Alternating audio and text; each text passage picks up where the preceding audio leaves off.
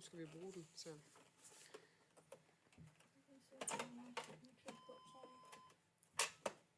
Sådan her.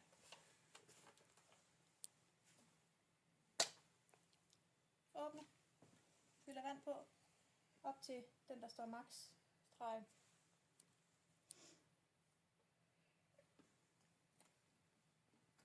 Skal det helt op til den max-streg? Det behøver den ikke.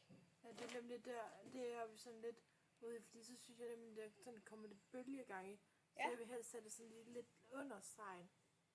Det bestemmer du selv. Det er bare, den må ikke komme længere op end Nej. max, fordi så kan det gå over i maskinen. Ja. Og den tåler selvfølgelig ikke vand. Det var det har vi snakket en del om nemlig. Altså hvor langt op det skal være, det om det skal være helt op til stregen, eller sådan lidt under stregen, altså.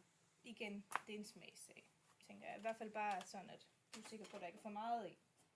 Så skal din hjælper jo bare fylde det ekstra i, kan man sige. Hvordan føler man sig på, hvis Julie sover? Ja, men det tror jeg næsten, du er nødt til at lige at gøre det hurtigt. Ja. Fordi du kan næsten ikke rigtig... normalt vil jeg sige, så kan du bare sætte... Som regel så er jeg Så også skal du til at koble vågen den der- om natten. Så skulle du til at Et koble par den der gange, på igen, altså. hvis hun skal have luft samtidig. Så tænker du næsten nødt til at gøre det hurtigt, og så... Vil, Tag den ud. vil maskinen sige, hvis der ikke er mere vand i? Nej. Nej. Så det skal man holde øje med. At den Ligesom ikke løber den anden tør. også. Ja. Jeg har altså aldrig været udsat for, at jeg skal have vand på. Nej.